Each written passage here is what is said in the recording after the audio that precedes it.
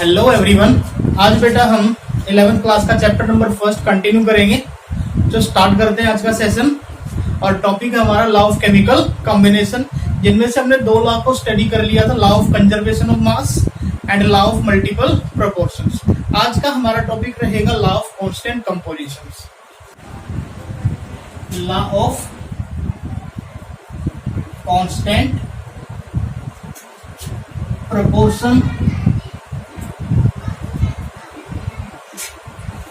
Law of constant proportions या फिर law of constant composition. बेटा लॉ ऑफ कांस्टेंट प्रोपोर्शंस को पूछ ले या फिर लॉ ऑफ कांस्टेंट कंपोजिशन को पूछ ले, एक ही बात है, ठीक है। So law of constant composition क्या बोलता है बेटा? व्हेन ए कंपाउंड, अब कंपाउंड तो मैंने बता दिया कि जब दो या दो से ज्यादा एलिमेंट एक दूसरे के साथ क्या होते हैं बेटा, कंबाइन होते हैं, किसमें? फिक्स प्रोपोर्शंस में, ठीक है। तो एक कंपाउंड का फॉर्मेशन करते हैं। So when a compound is found to be made up of same elements are combined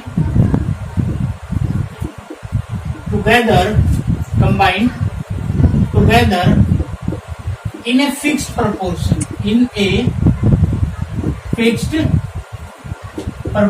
by weight, ये क्या है कि बेटा एक केमिकल, एक कंपाउंड है, वो कंपाउंड हमारा कहीं से भी बने, उस कंपाउंड में जो भी एलिमेंट्स होंगे, उन एलिमेंट्स का जो रेशियो होगा बाय वेट, वो हमेशा क्या होगा बेटा? फिक्स्ड होगा। क्या होगा? फिक्स्ड होगा। जैसे कि एग्जांपल देख लो, इसका एग्जांपल से समझ आ जाएगा। मेरे पास बेटा कार्बन डाइऑक्साइड है, कार्बन डाइऑक्साइड एक कंपाउंड है, ठीक है। अब ये कार्बन डाइऑक्साइड आपको कहां से मिल सकता है? कार्बन को ऑक्सीजन की प्रेजेंस में बर्न करोगे तब भी आपको क्या मिलेगा? CO2 मिलेगा, ठीक है। और बेटा मीथेन गैस को ऑक्सीजन की प्रेजेंस में बर्न करोगे तब भी आपको क्या मिलेगा? कार्बन डाइऑक्साइड मिलेगा। कैल्शियम कार्बोनेट को डिकम्पोज करोगे, हीट करोगे, this is the decomposition reaction, तो ये किसमें कन्वर्ट होगा? Calcium oxide plus carbon dioxide, ठीक है। तो देखो बेटा कार्बन डाइऑक्साइड, आपने कार्बन को बर्न किया in the presence of oxygen, तब भी आपको क्या मिला? Carbon dioxide. इसको मीथेन गैस को बर्न किया in the presence of oxygen, तब भी क्या मिला? Carbon dioxide. कैल्शियम कार्बोनेट को हीट करने से भी क्या मिला बेटा मेरे को? Carbon dioxide. और आपने 10th क्लास में भी रिएक्शंस को कुछ रिएक्शंस पढ़ी थी बेटा, जैसे कि मेरे पास Na2CO3, this is the sodium carbonate plus HCl, इन दोनों को ऐड करने से NaCl plus H2O plus CO2 मिलता था। तो यहां से भी मुझे क्या मिला? CO2 मिला।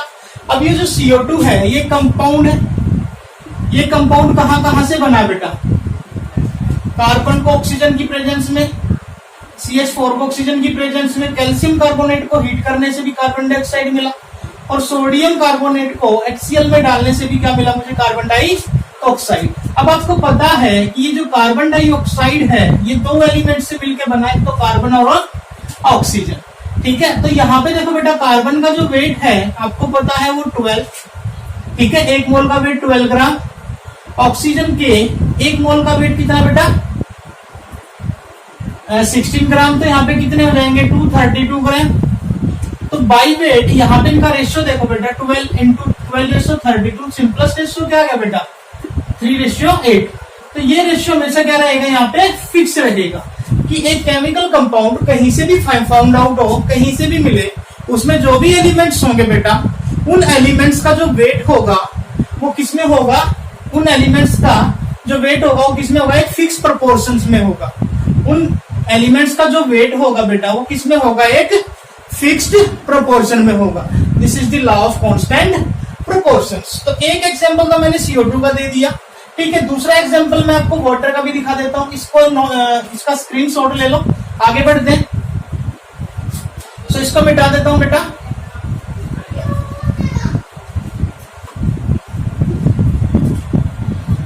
मेरे पास बेटा देखो वाटर है, water is H2O।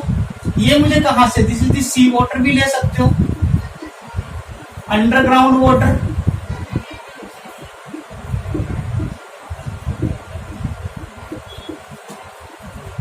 Rain water,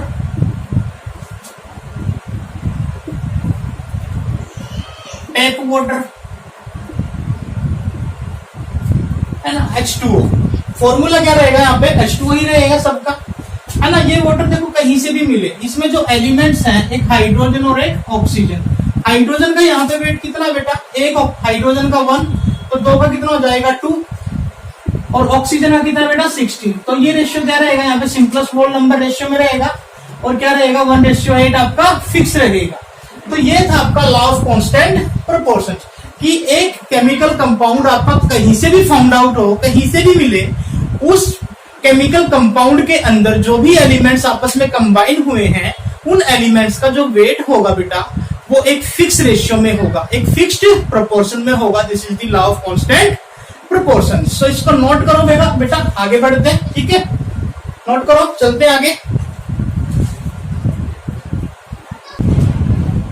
अब बेटा हम चलते हैं law of reciprocal proportions, law of reciprocal proportion. And fourth law of reciprocal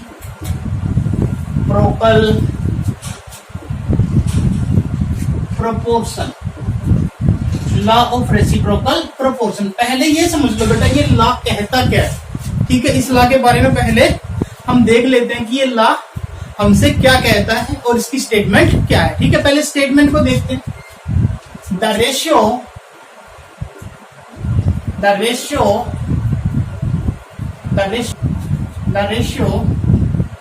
in which two elements are combined separately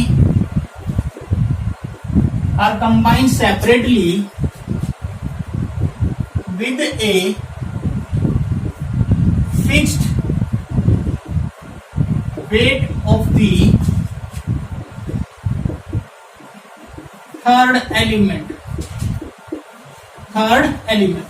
जब दो एलिमेंट्स आपके किसी तीसरे एलिमेंट के फिक्स वेट के साथ कंबाइन हो और उनका जो रेशियो आएगा कंबाइन होने का, either the same either be, या तो वो रेशियो सेम रहेगा over simple whole number multiple simple whole number multiple ratio in which these elements are combined with each other। अब स्टेटमेंट को देख लो बेटा, स्टेटमेंट क्या है। स्टेटमेंट क्या है, the ratio in which two elements are combined separately. दो elements हैं, ठीक है, दो एलिमेंट्स एबीसी कुछ भी हो सकते हैं, ए बी, वो किसी तीसरे एलिमेंट के फिक्स्ड वेट के साथ कंबाइन होंगे। उन एलिमेंट्स, जब वो एलिमेंट्स कंबाइन होंगे, उनका जो रेशियो होगा वो रेशियो या तो सेम होगा या फिर simple whole number multiple ratio में होगा, जब वो एलिमेंट आपस में एक दूसरे के साथ क्या होंगे बेटा, कंबाइन होंगे। जैसे कि मेरे पास एग्जांपल है, एग्जांपल मैं ले लेता हूं बेटा। मेरे पास दो एलिमेंट्स हैं, टू एलिमेंट्स, एक कार्बन हो गया और एक हाइड्रोजन हो गया।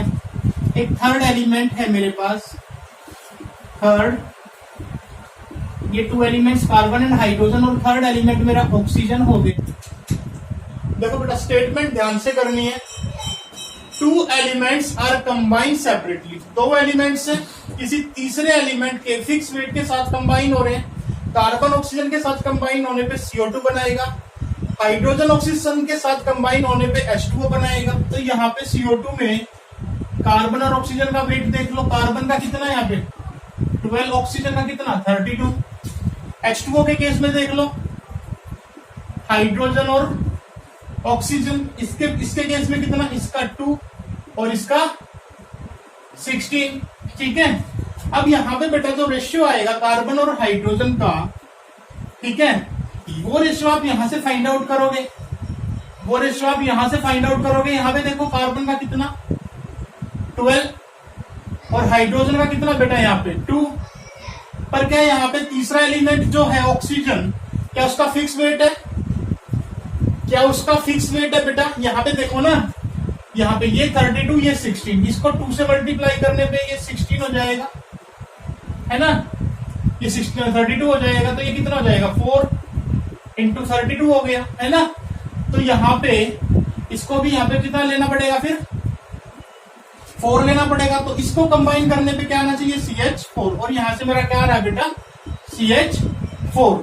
ठीक है, तो रेशियो इनके कंबाइन होने पे CH4 ही आएगा। ये रेशियो या तो सेम होगा, ठीक है, ये इनसे जो रेशियो आएगा या तो रेशियो सेम होगा या फिर simple whole number multiple ratio में होगा। ठीक है, एक एग्जांपल और ले लेते हैं बेटा, एक एग्जांपल से और समझते हैं।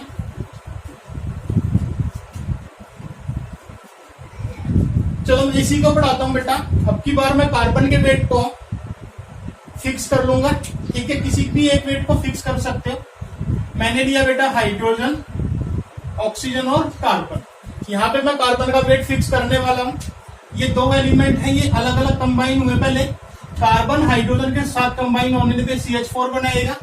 CH4 देखो कैसे, कार्बन और हाइड्रोजन, यहाँ पे कार्बन 12 और हाइड्रोजन 4। ठीक है, यहाँ पे देखो बेटा CO2, यहाँ पे कार्बन और ऑक्सीजन, यहाँ पे कार्बन 12 और ऑक्सीजन कितना बेटा 32। तो हाइड्रोजन और ऑक्सीजन का रेशियो क्या रहेगा, इनसे दोनों से मिलकर क्या बनेगा H2O। क्या बनेगा H2O। हाइड्रोजन और ऑक्सीजन जब कंबाइन होंगे, इससे तो बन गया CH4, इससे बन गया CO2 और इन दोनों से मिलकर क्या बनेगा H2O बनेगा। यहां से इसका रेशियो चेक करो कितना है, H और ऑक्सीजन का रेशियो ये 4 और ये 32, है ना। तो सिंपलेस्ट रेशियो यहाँ पे इसको 2 कर दो, इसको 16, ऐसे भी कैलकुलेट कर सकते हो ना। तो ये इसको 2 और 16 भी ले सकते हो, 4 या 32 भी ले सकते हो। और 2 और 16 के लिए देखो बेटा इसमें कितना रेशियो है एक्चुअल में H2O का, हाइड्रोजन और ऑक्सीजन का 2 और ऑक्सीजन का यहाँ पे 16। देखो सेम आ रहा है, इसका यहाँ से जो रेशियो आ रहा है 2:16 और इनके कंबाइन होने पे जो रेशियो आ रहा है 2:16, दोनों क्या आ रहे हैं बेटा सेम आ रहे हैं। ठीक है, तो इसका मतलब ये रेशियो आपका सेम भी हो सकता है या फिर सिंपल वोल नंबर, ऐसा नहीं है, यहाँ पे कुछ मल्टीपल भी आ सकता है। ठीक है, सो मल्टीपल नंबर रेशियो में भी हो सकता है। क्लियर, तो ये था आपका लॉ ऑफ रेसिप्रोकल प्रोपोर्शन। ठीक है, उसके बाद हम बेटा डाल्टन्स एटॉमिक थ्योरी की बात करेंगे। ठीक है, अब हम चलते हैं डाल्टन्स एटॉमिक थ्योरी के ऊपर। इसके बेसिस के कुछ न्यूमेरिकल्स हैं, कुछ क्वेश्चंस है वो रिपीट करेंगे जैसे ही हमारी डाल्टन्स एटॉमिक थ्योरी खत्म होगी। ठीक है, तो आगे बढ़ते हैं Dalton's.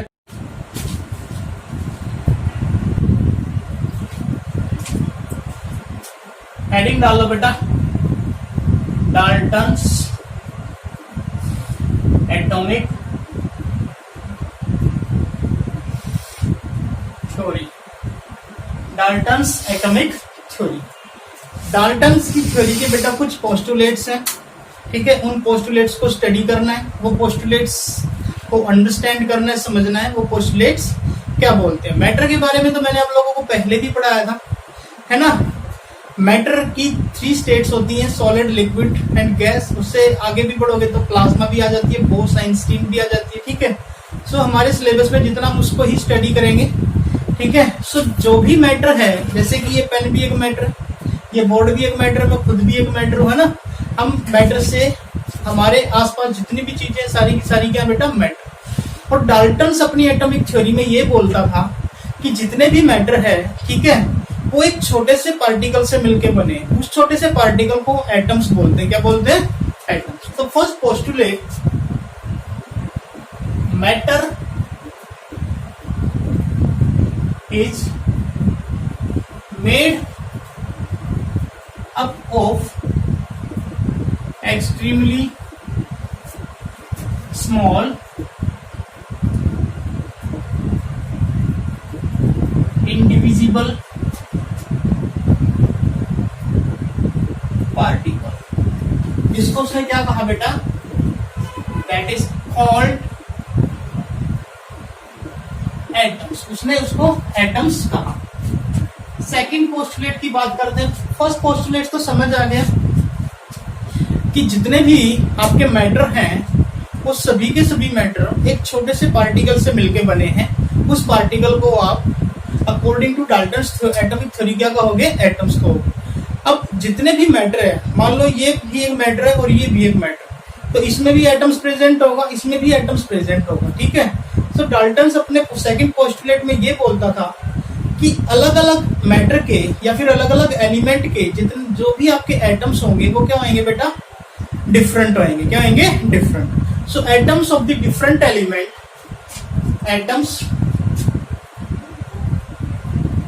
atoms of the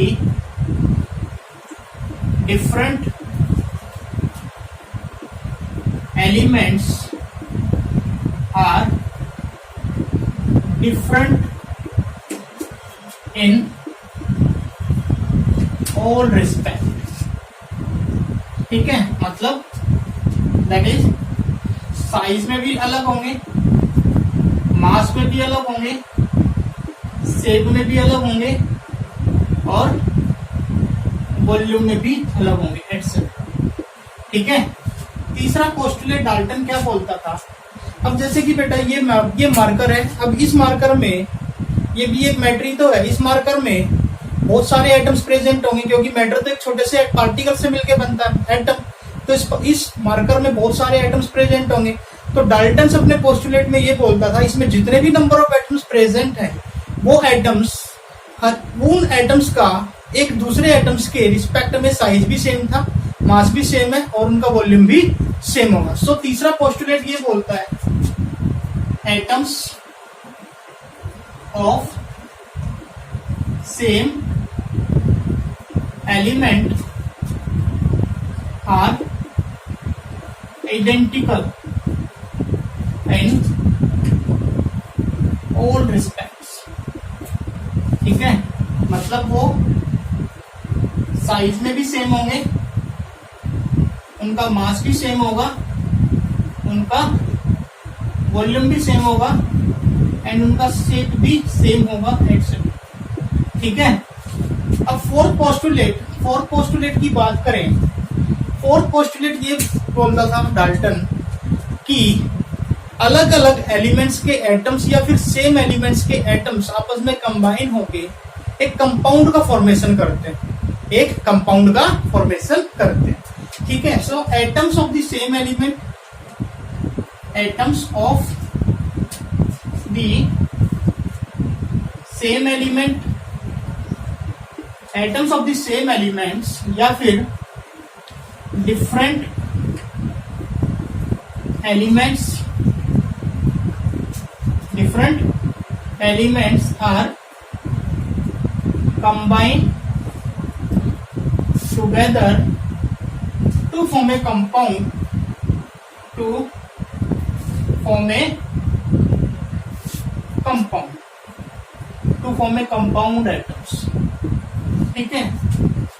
Dalton अपने फोर्थ पोस्टुलेट में ये बोलता था कि सेम एलिमेंट्स के एटम्स या फिर अलग अलग एलिमेंट्स के एटम्स आपस में कंबाइन हो जाएं तो वे कंपाउंड एटम्स का फॉर्मेशन करते हैं। किसका?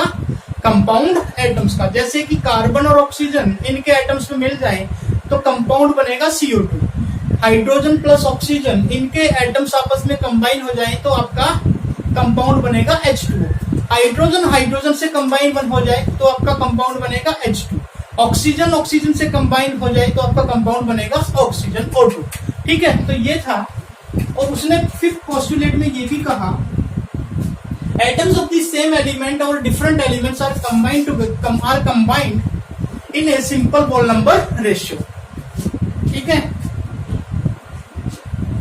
atoms of same over different elements are atoms of same over different elements are combined together in a simple whole number ratio. That is, या तो 1:1 में कंबाइन होंगे, 1:2 में, या फिर 1:3 में, एटसेट्रा. मतलब हमेशा जो कंबाइन होने का रेशियो होगा वो क्या होगा, सिंपल होल नंबर रेशियो में होगा. ठीक है. सो सिक्स पोस्टुलेट ये बोलता है कि एटम ही एक ऐसा छोटा सा पार्टिकल है जो केमिकल रिएक्शंस के अंदर पार्टिसिपेट करता है. Atoms is the smallest particle. Atoms is the smallest particles that take part in a chemical reaction.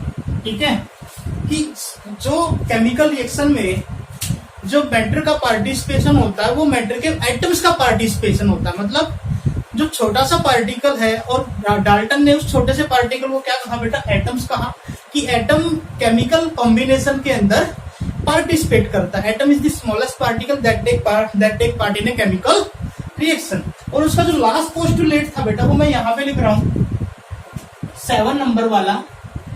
Atoms can neither be created nor be destroyed. Atoms can neither be created nor be destroyed.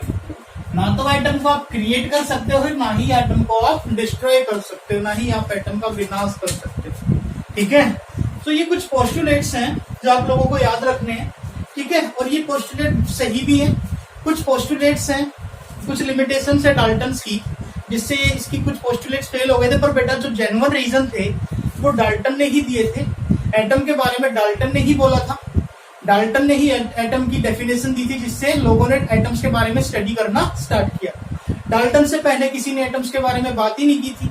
सो जो main father of chemistry है उसको father of chemistry Dalton को माना जाता है. तो इसके 6 के 6 पोस्टुलेट्स आपको याद रखने हैं. फर्स्ट पोस्टुलेट, मैटर का जो सबसे छोटा पार्टिकल है वो एटम्स है. अलग अलग एलिमेंट्स के जो एटम्स हैं वो साइज, शेप, वॉल्यूम, मास सब अलग अलग होगा. सेम एलिमेंट के एटम्स, मतलब इस मार्कर में जितने भी नंबर ऑफ एटम्स होंगे वो सारे के सारे क्या होंगे, शेप, साइज, मास में इक्वल होंगे. ठीक है. और जितने भी सेम एलिमेंट के एटम्स या फिर डिफरेंट एलिमेंट्स के एटम्स हो, आपस में कंबाइन होकर एक कंपाउंड एटम्स का फॉर्मेशन करते हैं. ठीक है. और जब भी आपके एलिमेंट्स के एटम्स सेम एलिमेंट के एटम्स या फिर डिफरेंट एलिमेंट्स के एटम्स कंबाइन होंगे तो वो हमेशा सिंपल होल नंबर रेशियो में कंबाइन होते हैं, 1:1, 1:2 and 1:3 etcetera. And atoms is the smallest particle. उसने ये भी कहा था कि जो केमिकल रिएक्शन आपका होता है उसमें एटम का पार्टिसिपेशन सबसे ज्यादा होता है, मतलब एटम्स उसमें पार्टिसिपेट करता है. और लास्ट पोस्टुलेट्स था, atoms can neither be created nor be destroyed. तो बेटा इसकी लिमिटेशन ये थी, इसने बोल तो दिया कि atoms of the same elements और आइडेंटिकल इन ऑल रिस्पेक्ट. उसको एक्सप्लेन ही नहीं कर पाया. ठीक है. उसके बारे में बता ही नहीं पाया. क्यों? ठीक है. ऐसा क्या है, एटम्स दूसरे एटम्स भी प्रेजेंट हो सकते हैं या नहीं हो सकते हैं. ठीक है. एटम्स ऑफ डिफरेंट एलिमेंट्स ये भी इसने एक्सप्लेन नहीं किया. एटम्स सबसे छोटा पार्टिकल है जो रिएक्शंस के अंदर पार्टिसिपेट, बहुत सारी चीजें थी जो डाल्टन एक्सप्लेन नहीं किया था उसने. ठीक है. सो वो चीजें आपकी मॉडर्न एटॉमिक थ्योरी के अंदर एक्सप्लेन होगी. इसके बाद हम चलेंगे मॉडर्न एटॉमिक थ्योरी. ठीक है. सो डाल्टन की atomic theory modern atomic theory से को पढ़ने से पहले आपको डाल्टन की एटॉमिक थ्योरी को पढ़ना जरूर चाहिए, ठीक है। सो हम आगे बढ़ेंगे मॉडर्न एटॉमिक थ्योरी के ऊपर हम अब डिस्कस करेंगे, ठीक है। सो वीडियो को कंटिन्यू करेंगे बेटा। Modified Dalton's atomic theory. So continue करते हैं बेटा। मॉडिफाइड डाल्टन्स एटॉमिक थ्योरी, इसका फर्स्ट पॉइंट था atom is no longer considered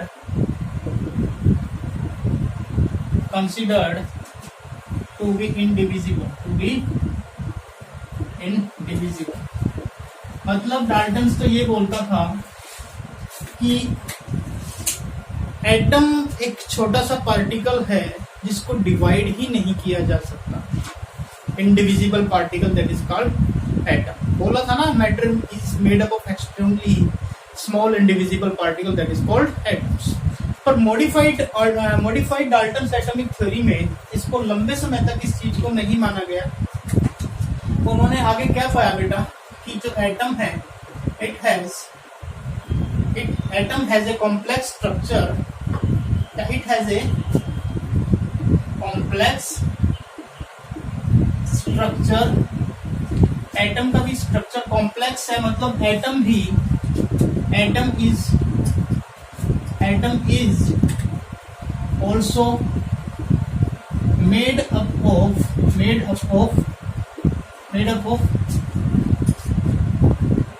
of small, extremely small particles. Atom is also made up of extremely small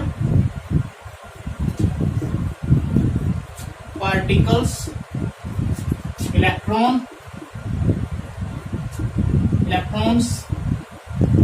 protons and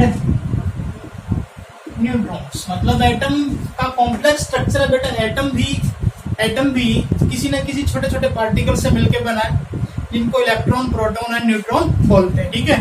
सो ये पहला postulates था modified Dalton atomic theory का। Second postulate था, Dalton ने कहा था atoms of the same elements are identical in all respect, कि एक ही एलिमेंट, ये एलिमेंट एक है, इस एलिमेंट के अंदर जितने भी नंबर ऑफ एटम्स प्रेजेंट हैं, वो नंबर ऑफ एटम्स, जितने भी नंबर ऑफ एटम्स है वो साइज में भी बराबर होंगे, उनका मास भी इक्वल होगा, उनकी शेप भी इक्वल होगी और उनका वॉल्यूम भी इक्वल होगा। बट जैसे ही आपका आइसोटॉप्स का खोज हुआ, आइसोटॉप्स के बारे में पता चला। आइसोटॉप्स होता क्या है कि जिसका आपका एटॉमिक नंबर सेम होगा और उसका जो मास नंबर वो डिफरेंट होगा, ठीक है। जैसे मेरे पास हाइड्रोजन है, हाइड्रोजन के 3 आइसोटॉप्स मिले, 3 आइसोटॉप्स। एक बेटा प्रोटियम, एक ड्यूटेरियम, एक ट्राइटियम। मतलब ये सारे के सारे हाइड्रोजन के ही आइसोटॉप्स हैं, हाइड्रोजन के ही एटम्स हैं। यहाँ पे जो हाइड्रोजन का एटम्स होगा उसका मास होगा 1, यहाँ पे जो हाइड्रोजन है उसका मास होगा 2, यहाँ पे जो हाइड्रोजन है उसका मास होगा 3। तो यहाँ पे कंडीशन आ गई ना, वो तो ये कहता था कि एटम सेम एलिमेंट के जितने भी नंबर ऑफ एटम्स होंगे वो हर एक रिस्पेक्ट में सेम होंगे। पर जैसे ही आइसोटॉप्स के बारे में पता चला, आइसोटॉप्स में देखा गया कि सेम एलिमेंट के एटम्स भी क्या है, डिफरेंट हैं। मतलब जैसे हाइड्रोजन की बात करें तो हाइड्रोजन के 3 आइसोटॉप्स हैं, hydrogen, protium, deuterium and tritium. Protium में हाइड्रोजन के एटम का मास, प्रोटियम, ड्यूटेरियम एंड ट्राइटियम। यहाँ पे प्रोटियम में देखो हाईएस्ट तीनों के तीनों हाइड्रोजन के ही एटम्स हैं। यहाँ पे हाइड्रोजन के एटम का मास 1, यहाँ पे हाइड्रोजन के एटम का मास 2 और यहाँ पे हाइड्रोजन के एटम का मास 3। तो डाल्टन्स का जो सेकंड पोस्टुलेट था, जो भी सेकंड या थर्ड पोस्टुलेट था, वो यहाँ पे क्या हो गया था, फेल हो गया था। ठीक है। सो थर्ड, जब आइसोबार्स के बारे में पता चला, आइसोबार एटॉमिक नंबर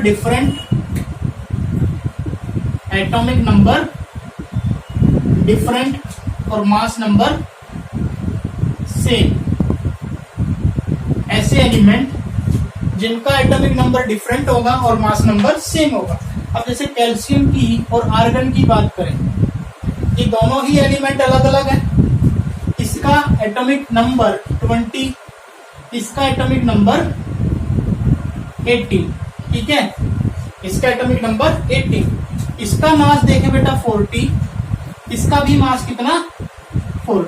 तो यहाँ पे देखो कि कैल्शियम का एटम्स आर्गन के एटम्स के इक्वल हो गया और दोनों के दोनों एलिमेंट्स अलग अलग है ना। उसने तो क्या कहा था कि आपके जो अलग अलग एलिमेंट्स के जो एटम्स होंगे वो हर एक रिस्पेक्ट में क्या होंगे, डिफरेंट होंगे। तो यहाँ पे तो सेम आ गया।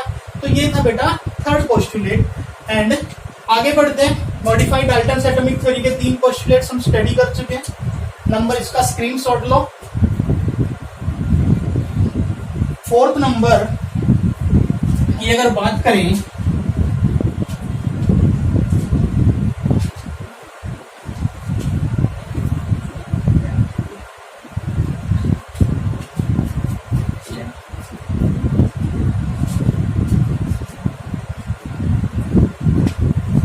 fourth postulate, atoms is the smallest particle that take part in a chemical reaction। ये एटम क्या बेटा, छोटा सा पार्टिकल है जो केमिकल रिएक्शन के अंदर पार्टिसिपेट करता है। पर यहाँ पे तो मैंने बता दिया, atom is also made up of, atom is also made up of small particles. Atom भी बहुत छोटे छोटे पार्टिकल से मिलकर बना है। Protons, electrons and neutrons. ठीक है। सो पार्टिसिपेशन यहाँ पे देखना किसका होगा, प्रोटॉन पार्टिसिपेट करेंगे, इलेक्ट्रॉन पार्टिसिपेट करेगा या फिर न्यूट्रॉन पार्टिसिपेट करेगा। ठीक है। फिफ्थ पॉइंट ये था बेटा, एटम इज नो लॉन्गर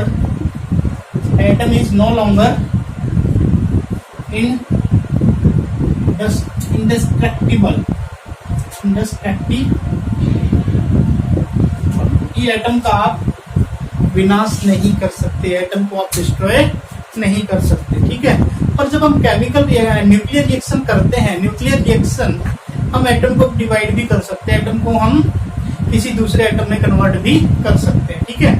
कि आपका जो नाइट्रोजन का एटम है वो ऑक्सीजन के एटम में कन्वर्ट हो सकता है। ठीक है। जब हम न्यूक्लियर रिएक्शन करते हैं बेटा, तो न्यूक्लियस को तोड़ा जाता है, न्यूक्लियस का मास कन्वर्ट हो जाता है अल्फा बीटा गामा रेस में। मतलब जो न्यूक्लियस का मास होता है आपका एटम के अंदर, जो भी न्यूक्लियस प्रेजेंट है, जब न्यूक्लियर रिएक्शन होगा तो न्यूक्लियर रिएक्शन में न्यूक्लियस का मास टूटने लगता है। न्यूक्लियस का मास टूटता है ना, तो वो मास आपका कन्वर्ट हो जाता है alpha rays, beta rays and gamma rays में कन्वर्ट हो जाता है। ठीक है। सो डाल्टन्स तो ये बोलता था, atom can neither be created nor be destroyed. बात तो कुछ सही है। तो यहाँ पे नो लॉन्गर इंडेस्ट्रक्टिबल, कि एटम को आप न्यूक्लियर रिएक्शंस के थ्रू किसी दूसरे एटम में कन्वर्ट कर सकते हो, और ऐसे प्रोसेस को ट्रांसम्यूटेशन प्रोसेस बोलते हैं, ट्रांसम्यूटेशन प्रोसेस बोलते हैं।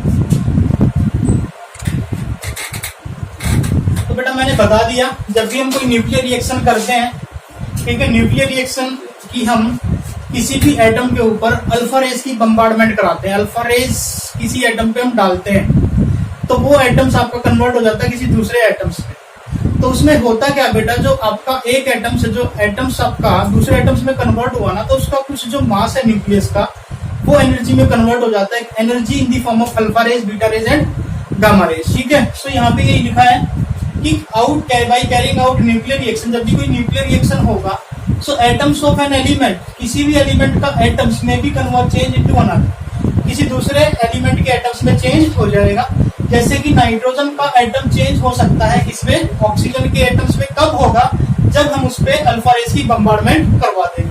तो इस प्रोसेस को हम ट्रांसम्यूटेशन प्रोसेस बोलते हैं। इसमें जो इस एटम, ये जो एटम है ना नाइट्रोजन का, इसके एटम्स का मास, इसके न्यूक्लियस का मास चेंज हो जाएगा बेटा in the form of energy, alpha rays, beta rays and gamma rays. तो ये थी आपकी मॉडिफाइड डाल्टन्स एटॉमिक थ्योरी। आज हमने डाल्टन्स एटॉमिक थ्योरी भी स्टडी कर ली, लॉ ऑफ कांस्टेंट प्रोपोर्शंस भी स्टडी कर लिया, लॉ ऑफ रेसिप्रोकल प्रोपोर्शन भी स्टडी कर लिया, and modified Dalton's atomic theory को भी हमने स्टडी कर लिया। सो बेटा हम नेक्स्ट वीडियो में Avogadro's hypothesis and application of Avogadro's hypothesis की बात करेंगे। सो बेटा हम आज का लेक्चर यहीं पे फिनिश करते हैं। सो बेटा अपना चैप्टर के नोट्स कंटिन्यू में बनाइए और चैनल को सब्सक्राइब जरूर कीजिए जिन बच्चों ने हमारा चैनल सब्सक्राइब नहीं किया है। So thank you, have a nice day.